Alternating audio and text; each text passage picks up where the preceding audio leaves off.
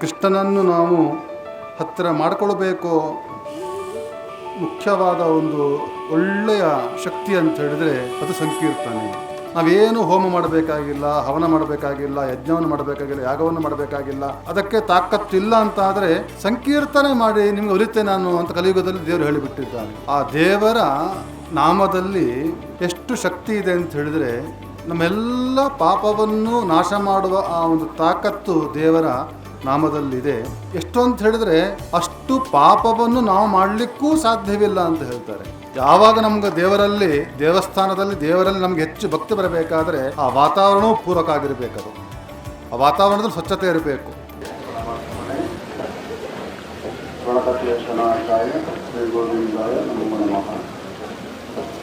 ಅಕ್ರಮಂ ಅಂಗರಹಿತಂ ಅದಳಂ ಅದಳಂ ಸದಾ ಆನಂದತೀರ್ಥಂ ಅಚಲಂ ಅಜೇ ತಾಪತ್ರಯಾಸಃ.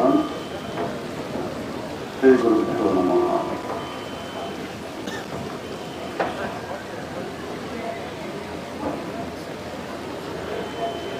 ಬೆಂಗಳೂರಿನ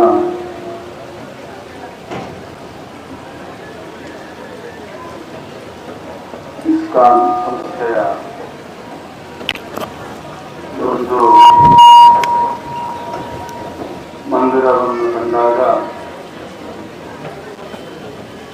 ನಮಗೆ ಒಂದು ರೀತಿಯಲ್ಲಿ ಉಡುಪಿಯ ಮಂದಿರವನ್ನು ಕಂಡಂತಹ ಅನುಭವ ಆಗ್ತಾ ಇದೆ.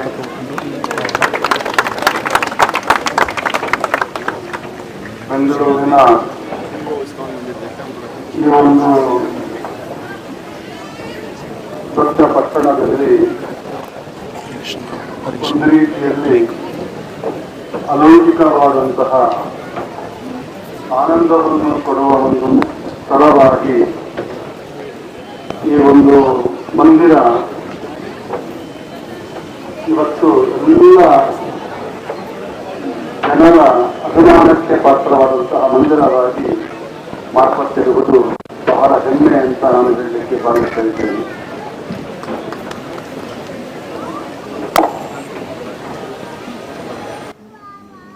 ಭಗವಂತ ಕೃಷ್ಣ ಕಲಿಯುಗದಲ್ಲಿ ಯಾವುದಕ್ಕೆ ಹೆಚ್ಚು ಸಂತೋಷ ಪಡ್ತಾನೆ, ಯಾವುದರಿಂದ ನಮಗೆ ಭಾಳ ಹತ್ತಿರ ಆಗ್ತಾನೆ ಅಂತ ವಿಚಾರ ಮಾಡಿದಾಗ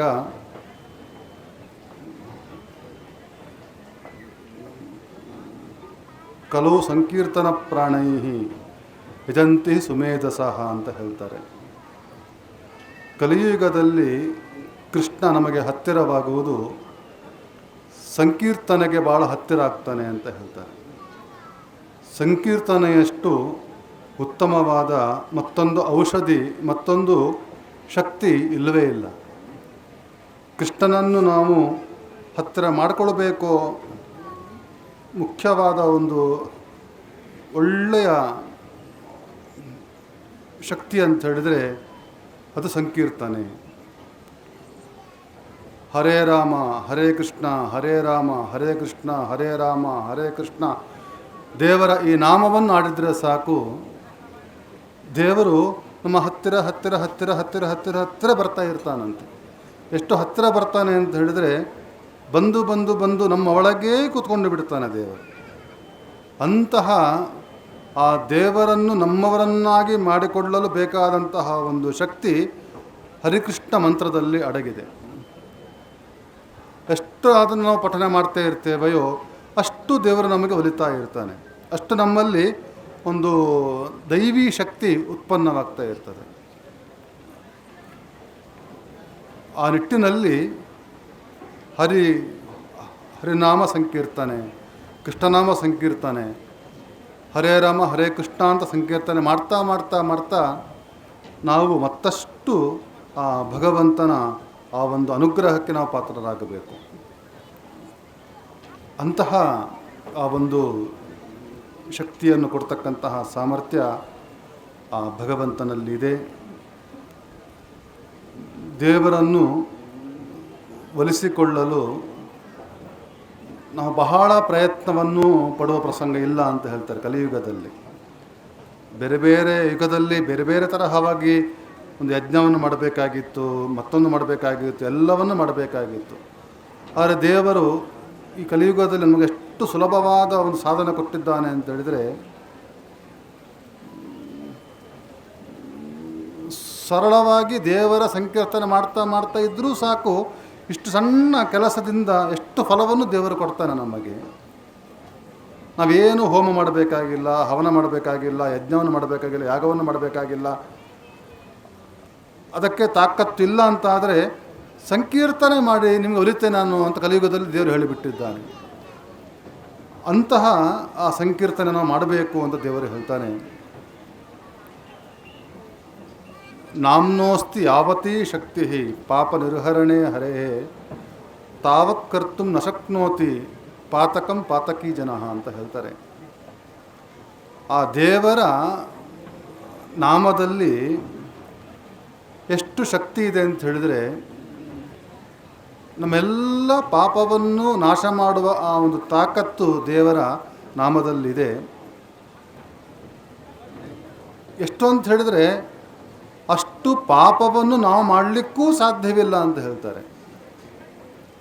ಅಂದರೆ ಏನು ಪಾಪವನ್ನು ಮಾಡ್ತೇವೆ, ಎಲ್ಲ ಪಾಪವನ್ನು ನಾಶ ಮಾಡಿ ಮತ್ತಷ್ಟು ಪಾಪ ಮಾಡೋ ಪ್ರಸಂಗ ಮಾತ್ರ ಅವನ್ನೂ ನಾಶ ಮಾಡುವ ತಾಕತ್ತು ಆ ದೇವರ ನಾಮದಲ್ಲಿ ಇದೆ ಅಂತ ಹೇಳ್ತಾರೆ, ದೇವರ ಸಂಕೀರ್ತನಲ್ಲಿ ಇದೆ ಅಂತ ಹೇಳ್ತಾರೆ. ಅಷ್ಟು ಶಕ್ತಿ ದೇವರ ನಾಮದಲ್ಲಿ ಸಂಕೀರ್ತನೆ ಅಡಕವಾಗಿದೆ ಅಂತ ನಾಮ ಸಂಕೀರ್ತನೆ ಅಷ್ಟು ಮಹತ್ವವನ್ನು ಹೇಳ್ತಾ ಇದ್ದಾರೆ. ಅಂತಹ ನಾಮ ಸಂಕೀರ್ತನೆ ನಮ್ಮೆಲ್ಲರ ಬದುಕಿನಲ್ಲಿಯೂ ಅತ್ಯಂತ ಮುಖ್ಯವಾದ ಕರ್ತವ್ಯ ಆಗಬೇಕು. ಅಂತಹ ನಾಮ ಸಂಕೀರ್ತನೆಯ ಮಹತ್ವವನ್ನು ಅರಿತುಕೊಂಡು, ದೇವರ ಮಹಿಮೆಯನ್ನು ಅರಿತುಕೊಂಡು, ದೇವರಲ್ಲಿ ವಿಶೇಷವಾದ ಭಕ್ತಿಯನ್ನು ಮಾಡಿ, ತನ್ಮೂಲಕ ಆ ಕೃಷ್ಣನ ಆ ಸ್ಥಾನವನ್ನು ನಾವು ಹೊಂದತಕ್ಕಂತಹ ಸಾಮರ್ಥ್ಯವನ್ನು ಪಡೆಯೋಣ ಅಂತ ಈ ಸಂದರ್ಭದಲ್ಲಿ ಹೇಳ್ತಾ, ನಮ್ಮ ಈ ಒಂದು ಇಸ್ಕಾನ್ ಸಂಸ್ಥೆ ಬೆಂಗಳೂರಿನಲ್ಲಿ ಒಂದು ವಿಶಿಷ್ಟವಾದ ಕಾರ್ಯ, ಇದು ರಜತ ಮಹೋತ್ಸವ ಅಂತ ಹೇಳಿದರು. 25 ವರ್ಷ ಈ ಸಂಸ್ಥೆ ಇಲ್ಲಿ ತನ್ನ ಕಾರ್ಯವನ್ನು ಪ್ರಾರಂಭ ಮಾಡಿ 25 ವರ್ಷ ಆಗಿತ್ತು ಅಂತ ಕೇಳಿದೆವು ನಾವು. ಆದರೆ ಇವೆಲ್ಲ ನೋಡಿದಾಗ ಒಂದು 100 ವರ್ಷದಲ್ಲಿ ಮಾಡಬಹುದಂಥ ಕೆಲಸವನ್ನು 25 ವರ್ಷದಲ್ಲಿ ಮಾಡಿದ್ದಾರೆ ಅಂತ ಹೇಳಿದರೆ, ಇದಕ್ಕೆ ದೊಡ್ಡ ಕೆಲಸ ಸಾಧ್ಯನೇ ಇಲ್ಲ ಅಂತ ನಾವು ಹೇಳಬಹುದು. ಇಷ್ಟೆಲ್ಲ ಒಂದು ಭವ್ಯವಾದ ಈ ಒಂದು ಕಟ್ಟಡಗಳು, ಈ ಜನರಿಗೆ ಬಂದಂತಹ ವ್ಯವಸ್ಥೆಗಳು, ನಾವೆಲ್ಲ ಇಲ್ಲಿ ಬರಬೇಕಾದ್ರೆ ನೋಡ್ತಾ ಇದ್ದೇವೆ. ನಾವು ಸ್ವಚ್ಛತೆಯನ್ನು ಕಾಣಬೇಕಾದರೆ ಈ ಟೆಂಪಲ್ಗೆ ಬರಬೇಕು ನಾವು. ಅಷ್ಟು ಸ್ವಚ್ಛವಾಗಿರ್ತಕ್ಕಂತಹ ಆ ನೆಲಗಳು, ಒಂದು ಕಡೆಯಲ್ಲೂ ಸಹಿತ ಗೋಡೆಗಳಲ್ಲಿ ಭಿತ್ತಿಚಿತ್ರಗಳಿಲ್ಲ. ಸಾಮಾನ್ಯವಾಗಿ ದೇವಸ್ಥಾನಕ್ಕೆ ಬರಬೇಕಾದರೆ ಎಷ್ಟೋ ಜನ ಏನು ಮಾಡ್ತಾರೆ, ಗಂಧ ಹಚ್ಚಿಕೊಳ್ತಾರೆ, ಅಲ್ಲಿಗೆ ಹಚ್ಚಿ ಹೋಗಿಬಿಡ್ತಾರೆ ಗೋಡೆಗೆ. ಇದು ನಮ್ಮಲ್ಲಿರ್ತಕ್ಕಂಥ ಒಂದು ದುರ್ಬುದ್ಧಿ ಅಂತ ನಾವು ಹೇಳಬಹುದು. ನಾವು ಸ್ವಲ್ಪ ಗಂಧ ಹಚ್ಚಿಕೊಂಡು ಗೋಡೆಗೆ ಹಚ್ಚಿ ಹೋಗಿಬಿಡ್ತೇವೆ. ಅದು ಏನಾಗಿದೆ ಅಂತ ಹೇಳಿದರೆ, ಒಂದು ಒಂದು ಒಂದು ಒಂದು ಕಥೆನೇ ಇದೆ, ಗತಾನುಗತಿಕೋ ಲೋಕಃ ಲೋಕ ಪಾರ್ಯಮಾರ್ಥಿಕ ಅಂತ ಹೇಳಿ. ಒಬ್ಬರು ಈ ನದಿ ದಂಡೆಗೆ ಹೋದಂತೆ. ಹೋಗಬೇಕಾದರೆ ಅವನ ಕೈಯಲ್ಲಿ ಒಂದು ತಂಬಿಗೆ ಇತ್ತು. ಅವನು ಸ್ನಾನ ಮಾಡಬೇಕಾಗಿದೆ, ದೊಡ್ಡ ನದಿ, ಅದು ನದಿ ಪಾತ್ರ. ಸ್ನಾನ ಮಾಡಬೇಕಾದರೆ ಈ ತಂಬಿಗೆಯನ್ನು ಇಡಬೇಕು. ಇಟ್ಟ ಮೇಲೆ ಆ ತಂಬಿಗೆ ಎಲ್ಲಿದೆ ಅಂತ ಗೊತ್ತಾಗಬೇಕು ನಮಗೆ. ಸ್ನಾನಕ್ಕೆ ಹೋಗಿ ತಿರುಗಿ ಬಂದಾಗ ನಮಗೆ ಆ ತಂಬಿಗೆ ಕಾಣಿಸ್ತಾ ಇದ್ರೆ ಏನು ಮಾಡೋದು ಅಂತ ಹೇಳಿ ಏನು ಮಾಡಿದ ಅವನು, ಒಂದು ತಂಬಿಗೆಯನ್ನು ಒಂದು ನೆಲದಲ್ಲಿ ಹೂತು ಅದರ ಮೇಲೆ ಒಂದು ಲಿಂಗವನ್ನು ಆಕಾರದಲ್ಲಿ, ಮರಳನ್ನು ಲಿಂಗಾಕಾರದಲ್ಲಿ ತಾನು ನಿರ್ಮಾಣ ಮಾಡಿ ಸ್ನಾನಕ್ಕೆ ಅಂತ ಹೋಗಿದ್ದಾನೆ. ಮತ್ತೊಬ್ಬ ನೋಡಿದ, ಅದನ್ನು ನೋಡಿದವನೇನು ಮಾಡಿದ, ಅವನು ತಿಳ್ಕೊಂಡ ಇಲ್ಲಿನ ಸಂಪ್ರದಾಯನೇ ಹೀಗಿದೆ ಅಂತ ಕಾಣಿಸುತ್ತೆ ತಿಳ್ಕೊಂಡವನು. ಏನಂತ ಹೇಳಿ, ಸ್ನಾನ ಮಾಡಬೇಕಾದರೆ ತಂಬಿಗೆಯನ್ನು ಹೂತು ಹಾಕಿ ಅದರ ಮೇಲೆ ಒಂದು ಮರಳಿನ ಲಿಂಗವನ್ನು ತಯಾರು ಮಾಡಿ ಆಮೇಲೆ ಸ್ನಾನಕ್ಕೆ ಹೋಗಬೇಕು ಅಂತ ತಿಳ್ಕೊಂಡು ಬಿಟ್ಟ. ಅವನೇನು ಮಾಡಿದ, ಅವನು ಒಂದು ತಂಬಿಗೆಯನ್ನು ತಗೊಂಡು ಬಂದಿದ್ದ, ಅದನ್ನು ಹೂತು ಹಾಕಿದ, ಒಂದು ಮರಳನ್ನು ಮರಳಾಕಾರ ಮಾಡಿದ, ಸ್ನಾನಕ್ಕೆ ಹೋದ. ಅದು ಮತ್ತೊಬ್ಬ ನೋಡಿದ, ಇಲ್ಲಿನ ಕ್ರಮವೇ ಹೀಗಿದೆ ಅಂತ ಕಾಣಿಸುತ್ತೆ ಅಂಥೇಳಿ ಮತ್ತೊಬ್ಬ ಲಿಂಗವನ್ನು ನಿರ್ಮಾಣ ಮಾಡಿದ, ಸ್ನಾನಕ್ಕೆ ಹೋದ. ಈ ಮೊದಲನೇವನು ಸ್ನಾನ ಮಾಡಿ ಬರಬೇಕಾದರೆ ಅವನು ಯಾವ ತಂಬಿಗೆ ಇಟ್ಟಿದ್ದ ಆ ಜಾಗದಲ್ಲಿ ನೂರಾರು ಲಿಂಗಗಳು ನಿರ್ಮಾಣ ಆಗಿಬಿಟ್ಟಿದ್ದವು. ಅಂದರೆ ಏನು ಅಂತ ಹೇಳಿದರೆ ಗತಾನುಗತಿಕೋ ಲೋಕ ಅಂತ. ಯಾರೋ ಒಬ್ಬರು ಗಂಧವನ್ನು ಹಚ್ತಾರೆ, ಕಂಬಕ್ಕೆ ಒರೆಸಿ ಹೋಗಿಬಿಡ್ತಾರೆ. ಮತ್ತೊಬ್ಬರು ತಿಳ್ಕೊಳ್ತಾರೆ ಇಲ್ಲಿನ ಕ್ರಮವೇ ಹೀಗಿರ್ಬೋದು, ಗಂಧವನ್ನು ಹಣೆಗೆ ಹಚ್ಚಿ ಕಂಬಕ್ಕೆ ಹಚ್ಚಬೇಕು ಅಂತ ಸಂಪ್ರದಾಯ ಇರ್ಬೋದು ತಿಳ್ಕೊಳ್ತಾರೆ. ಅವರೇನು ಮಾಡ್ತಾರೆ, ಹಚ್ಕೊಳ್ತಾರೆ, ಕಂಬಕ್ಕೆ ಹಚ್ಚುತ್ತಾರೆ. ಹೀಗೆ ಹಚ್ಚುತ್ತಾ ಹಚ್ಚುತ್ತಾ ಹಚ್ಚುತ್ತಾ ಕಂಬ ಪೂರ್ಣ ಗಂಧಮಯ ಆಗಿಬಿಟ್ಟಿರುತ್ತೆ. ಅಂತಹ ಪ್ರಸಂಗವನ್ನು ನೋಡ್ತಾ ಇರ್ತೇವೆ ನಾವು. ಆದರೆ ಇಲ್ಲಿ ನಾವು ಒಂದು ಸಂಸ್ಥೆಗೆ ಬಂದಾಗ ನಾವೀಗ ಹಿಂದೆ ವೀಕ್ಷಿಸಿದ್ದೇವೆ, ಇವತ್ತು ನಾವು ಕಣ್ಣಾರೆ ಕಂಡಿದ್ದೇವೆ. ಯಾವುದೇ ಒಂದು ಕಂಬದಲ್ಲಾಗಲಿ ನೆಲದಲ್ಲಾಗಲಿ ಚೂರು ಗಲೀಜಿಲ್ಲದೇನೆ ಸ್ವಚ್ಛವಾದ ಒಂದು ವಾತಾವರಣ ಈ ಒಂದು ಸಂಸ್ಥೆಯಲ್ಲಿ ನಾವು ಕಂಡಿದ್ದೇವೆ. ನಿಜವಾಗಿಯೂ ಸಹಿತ ಯಾವಾಗ ನಮ್ಗೆ ದೇವಸ್ಥಾನದಲ್ಲಿ ದೇವರಲ್ಲಿ ನಮಗೆ ಹೆಚ್ಚು ಭಕ್ತಿ ಬರಬೇಕಾದರೆ ಆ ವಾತಾವರಣವೂ ಪೂರಕ ಆಗಿರಬೇಕದು. ಆ ವಾತಾವರಣದಲ್ಲಿ ಸ್ವಚ್ಛತೆ ಇರಬೇಕು. ವಾತಾವರಣವನ್ನು ನೋಡಿ ನಮಗೆ ಅಸಹ್ಯ ಬಂದುಬಿಟ್ರೆ ದೇವರ ಒಳಗೆ ಹೋಗಬೇಕಾದ್ರೆ ನಮಗೆ ಮನಸ್ಸೆಲ್ಲ ಚಂಚಲಾಗಿ ಬಿಟ್ಟಿರುತ್ತೆ. ಆದ್ದರಿಂದ ನಾವು ದೇವರ ಮುಂದೆ ಹೋಗಬೇಕಾದರೆ ಮೊದಲಿಗೆ ದೇವಸ್ಥಾನ ಪ್ರವೇಶ ಮಾಡಬೇಕಾದರೆ ಆ ದೇವಸ್ಥಾನ ಪರಿಶುದ್ಧವಾಗಿರಬೇಕು, ಎಲ್ಲ ರೀತಿಯ ಪರಿಶುದ್ಧವಾಗಿರಬೇಕು. ಅಂತಹ ವಾತಾವರಣವನ್ನು ನಾವಿವತ್ತು ಈ ಒಂದು ಸಂಸ್ಥೆಯಲ್ಲಿ, ಈ ಒಂದು ಮಂದಿರದಲ್ಲಿ ಕಂಡಿದ್ದೇವೆ. ಬಹಳ ನಮಗೆ ಸಂತೋಷವಾಗಿದೆ. ಈ ಸಂಸ್ಥೆಯ ಮೂಲಕ ಇವತ್ತು ಎಷ್ಟೋ ಜನ ತಾವು ವಿಶೇಷವಾಗಿ ಅನ್ನವನ್ನು ಸ್ವೀಕಾರ ಮಾಡ್ತಾ ಇದ್ದಾರೆ. ಅಕ್ಷಯ ಪಾತ್ರೆ ಎಂಬುವ ಒಂದು ವಿಶೇಷವಾಗಿರತಕ್ಕಂತಹ ಒಂದು ಪ್ರಾಜೆಕ್ಟ್ ಅದು. ಆ ಪ್ರಾಜೆಕ್ಟಿನ ಮೂಲಕ ಎಷ್ಟೋ ಶಾಲೆಗಳಿಗೆ ಇವತ್ತು ಇದೇ ಸಂಸ್ಥೆಯಿಂದ ಬೇಕಾದಷ್ಟು ಅನ್ನದಾನ ಆಗ್ತಾನೇ ಇದೆ.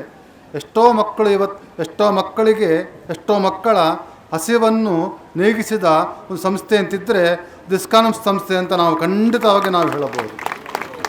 ಅಂತಹ ಒಂದು ಅನೇಕ ಕೆಲಸವನ್ನು ಮಾಡ್ತಾ ಮತ್ತೆ ಧಾರ್ಮಿಕವಾಗಿ ಒಂದು ಪರಿವರ್ತನೆಗೊಳಿಸ್ತಕ್ಕಂಥ ಒಂದು ಸಂಸ್ಥೆ ಇದು. ನಾನು ಈಗ ತಾನೇ ಮಾತಾಡ್ತಾ ಇದ್ದೆ, ಎಷ್ಟೋ ಜನ ಉಡುಪಿಗೂ ಬರ್ತಾರೆ. ಈ ಇಸ್ಕಾನ್ ಸಂಸ್ಥೆಯಿಂದ ಬಂದಿರತಕ್ಕಂಥ ಅನೇಕ ಮಾರ್ಪಾಡು ಅನೇಕ ಜನ ಉಡುಪಿಗೂ ಬರ್ತಾರೆ.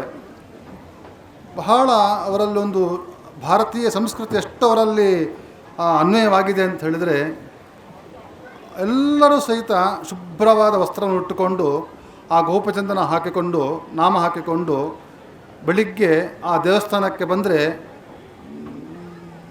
ನಮಗೆ ಕನ್ಫ್ಯೂಸ್ ಆಗುತ್ತೆ, ಉಡುಪಿಯವರ ಬೇರೆ ಕಡೆಯವರ ಅಂತ ಕನ್ಫ್ಯೂಸ್ ಆಗಿಬಿಡುತ್ತೆ ನಮಗೆ. ಅಷ್ಟು ಸ್ವಚ್ಛವಾದ ವಸ್ತ್ರ ಉಟ್ಕೊಂಡು ಬರ್ತಾರೆ. ಆ ಹೆಣ್ಮಕ್ಕಳು ಅಷ್ಟೇ ಭಾರತೀಯ ಉಡುಗೆಯನ್ನು ಉಟ್ಟುಕೊಂಡು ಆ ಹೆಣ್ಮಕ್ಕಳು ಅವರು ಮಹಿಳೆಯರಾಗಲಿ ಮಕ್ಕಳಾಗಲಿ ಎಲ್ಲರೂ ಸಹಿತ ಭಾರತೀಯ ಉಡುಗೆಯನ್ನು ಉಟ್ಕೊಂಡು ಆ ಬರೋದನ್ನು ಕಂಡಾಗ ಈ ನಿಟ್ಟಿನಲ್ಲಿ ಈ ಸಂಸ್ಥೆ ಎಷ್ಟು ಒಂದು ಮಾರ್ಪಾಡು ಮಾಡಿದೆ ಎಂಬುದನ್ನು ಕಂಡಾಗ ನಮಗೆ ಬಹಳ ಸಂತೋಷವಾಗ್ತಾ ಇದೆ. ನಾನು ಯಾವಾಗಲೂ ಹೇಳ್ತಾ ಇರ್ತೇನೆ, ಇಸ್ಕಾನ್ ಸಂಸ್ಥೆ ನೋಡಿ ಕಲಿಬೇಕೆಲ್ಲರೂ ಅಂತ ಹೇಳಿ. ನಾನು ಯಾವಾಗಲೂ ಹೇಳ್ತಾ ಇರ್ತೇನೆ, ಇಸ್ಕಾನ್ ಸಂಸ್ಥೆ ನೋಡಿ ಎಲ್ಲರೂ ಕಲಿಬೇಕು ಅಂತ ಹೇಳಿ. ಅಂತಹ ಒಂದು ಎಲ್ಲ ರೀತಿಯಲ್ಲಿ ಅದು ಆಹಾರದ ಪದ್ಧತಿ ಆಗಿರ್ಬೋದು, ಬೇರೆ ಬೇರೆ ಪದ್ಧತಿಯ ಮೂಲಕ ಜನರಲ್ಲಿ ಧಾರ್ಮಿಕವಾಗಿರ್ತಕ್ಕಂತಹ ಒಂದು ಬೀಜವನ್ನು ಬಿತ್ತಿರ್ತಕ್ಕಂತಹ ಈ ಸಂಸ್ಥೆಯನ್ನು ಈ ಸಂದರ್ಭದಲ್ಲಿ ನಾವು ಹೃದಯಪೂರ್ವಕವಾಗಿ ಅಭಿನಂದಿಸ್ತಾ ಇದ್ದೇನೆ. ನಮ್ಮ ಮಧು ಪಂಡಿತ ದಾಸರು ವಿಶೇಷವಾಗಿ ಈ ಒಂದು ಸಂಸ್ಥೆ ಅವರು ಹೇಳ್ತಾ ಇದ್ದರು, ಇಲ್ಲಿ ಬರಬೇಕಾದರೆ ಎರಡೇ ಒಂದು ಮಲಗುವ ಕೋಣೆ ಇಟ್ಕೊಂಡು ನಾವು ಬಂದದ್ದು ಅಂತ ಹೇಳಿ. ಎರಡೇ ರೂಮ್ಸ್ ಇತ್ತು ಅಂತ ಹೇಳಿದರು. 25 ವರ್ಷ ಹಿಂದೆ ಬರಬೇಕಾದರೆ ಎರಡೇ ರೂಮ್ಸ್ ಇತ್ತು ಅಂತ ಹೇಳಿದರು. ಅಂದರೆ ನನಗೆ ಗೊತ್ತಾಗುತ್ತೆ ಈ ಸಂಸ್ಥೆಯನ್ನು ನಿರ್ಮಾಣ ಮಾಡುವ ಹಿನ್ನೆಲೆಯಲ್ಲಿ ಅವರು ಎಷ್ಟು ಬೆವರು ಸುರಿಸಿದ್ದಾರೆ, ಎಷ್ಟು ಕಷ್ಟಪಟ್ಟಿದ್ದಾರೆ ಎಂಬುದು ನಮಗೆ ಗೊತ್ತಾಗ್ತದೆ ಅದು. ಆದರೆ ಅವರ ಮುಖದಲ್ಲಿ ಆ ಕಷ್ಟ ಕಾಣಿಸೋದೇ ಇಲ್ಲ. ಅವರ ಮುಖದಲ್ಲಿ ಅದೇ ನಗು ಮುಖ ಇದೆ, ಅದೇ ಸಂತೋಷವಿದೆ. ಯಾಕೆಂತ ಹೇಳಿದರೆ ಭಗವಂತ ಅವರಲ್ಲಿ ಇದ್ದುಕೊಂಡು ಆ ಕೆಲಸವನ್ನು ಮಾಡಿಸಿದ್ದಾನೆ. ಅಂತಹ ಒಂದು ಭಾವನೆ ಅವರಲ್ಲಿರುವುದರಿಂದ ಆ ದೇವರು ಅಂತಹ ಒಂದು ಅನೇಕ ಕೆಲಸಗಳನ್ನು ಮಧು ಪಂಡಿತದಾಸರ ಮೂಲಕ ಮಾಡಿಸಿದ್ದಾರೆ. ಈ ಸಂದರ್ಭದಲ್ಲಿ ಮಧು ಪಂಡಿತದಾಸರನ್ನು ನಾವು ಪೂರ್ಣವಾಗಿ ಅಭಿನಂದಿಸ್ತಾ ಇದ್ದೇವೆ. ಅವರು ನಮಗೆ ಉಡುಪಿಗೂ ಬಹಳ ಪರಿಚಿತರವರು. ಮೊನ್ನೆ ತಾನೇ ಪುತ್ತಿಗೆ ಪರ್ಯಾಯದಲ್ಲಿ ಉಡುಪಿಗೆ ಬಂದಿದ್ದರು. ಹೀಗೆ ಉಡುಪಿಗೆ ಅವರು ಬರ್ತಾನೆ ಇರ್ತಾರೆ. ಆದ್ದರಿಂದ ಉಡುಪಿ ಕೃಷ್ಣನಿಗೂ ಬಹಳ ಪ್ರಿಯರಾದವರು ನಮ್ಮ ಮಧು ಪಂಡಿತದಾಸರಾಗಿದ್ದಾರೆ ಅಂತ ನಾನು ಹೇಳಲಿಕ್ಕೆ ಸಂತೋಷ ಪಡ್ತಾ ಇದ್ದೇನೆ. ಅಂತಹ ಮಧು ಪಂಡಿತದಾಸರನ್ನು ಈ ಸಂದರ್ಭದಲ್ಲಿ ಅಭಿನಂದಿಸ್ತಾ ಈ ಒಂದು ಸಂಸ್ಥೆಯ ಪ್ರತಿಯೊಬ್ಬರಿಗೂ ಸಹಿತ ಈ ಸಂದರ್ಭದಲ್ಲಿ ನಾನು ಹೃತ್ಪೂರ್ವಕವಾದ ಅಭಿನಂದನೆಯನ್ನು ಸಲ್ಲಿಸ್ತಾ, ಇವತ್ತು ಕಲ್ಪವೃಕ್ಷ ರಥದ ಉತ್ಸವ ಇವತ್ತು ನೆರವೇರ್ತಾ ಇದೆ. ಕಲ್ಪವೃಕ್ಷ ಅಂದರೆ ಎಲ್ಲವನ್ನು ಕೊಡತಕ್ಕಂತಹ ಆ ಒಂದು ವೃಕ್ಷ, ಅದು ಜನರ ಎಲ್ಲ ಅಪೇಕ್ಷೆಯನ್ನು ತೀರಿಸುವ ವೃಕ್ಷವಾಗಿದೆ. ನಾವು ಪ್ರಾರ್ಥನೆ ಮಾಡ್ತೇವೆ, ವಿಶೇಷವಾಗಿ ನಮಗೆಲ್ಲರಿಗೂ ಸಹಿತ ಈ ಒಂದು ಕಲ್ಪವೃಕ್ಷದ ಕೆಳಗೆ ಇರತಕ್ಕಂತಹ ಭಗವಂತ ನಮಗೆಲ್ಲರೂ ಒಳ್ಳೆಯದು ಮಾಡಲಿ, ನಮಗೆಲ್ಲರಿಗೂ ಸಹಿತ ಒಳ್ಳೆಯ ಮನಸ್ಸನ್ನು ಕೊಡಲಿ, ಎಲ್ಲ ಸಮಾಜವೂ ಸಹಿತ ಒಳ್ಳೆಯ ಸಾತ್ವಿಕವಾದ ಬುದ್ಧಿಯನ್ನು ಹೊಂದಲಿ, ಅದಕ್ಕೆ ಬೇಕಾದಂಥ ಎಲ್ಲ ಅನುಗ್ರಹವನ್ನು ಆ ದೇವರು ಮಾಡಲಿ. ಆ ಕಲ್ಪವೃಕ್ಷ ಎಲ್ಲರ ಅಭೀಷ್ಟೆಯನ್ನು ಕೊಡುವಂಥ ವೃಕ್ಷವಾಗಿ ಮಾರ್ಪಡಲಿ ಅಂತ ಈ ಸಂದರ್ಭದಲ್ಲಿ ನಾನು ಹಾರೈಸ್ತಾ, ಬಂದಿರುವ ಎಲ್ಲ ಭಗವದ್ಭಕ್ತರಿಗೂ ನನ್ನ ಈ ಸಂದರ್ಭದಲ್ಲಿ ಭಗವದ್ ಅನುಗ್ರಹವನ್ನು ಪ್ರಾರ್ಥನೆ ಮಾಡ್ತಾ ನಮ್ಮ ಮಾತನ್ನು ಮುಗಿಸ್ತಾ ಇದ್ದೇವೆ. ಕೃಷ್ಣಾರ್ಪಣ ಮಸ್ತು.